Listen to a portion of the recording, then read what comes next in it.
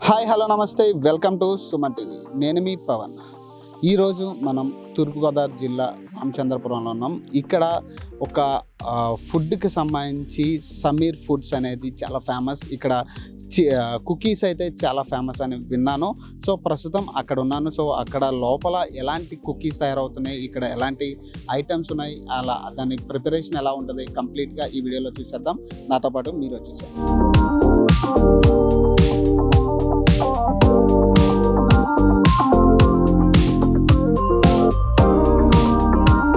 సమీర్ గారు, మీ Sameer ఫుడ్స్లో main biscuits చాలా famous.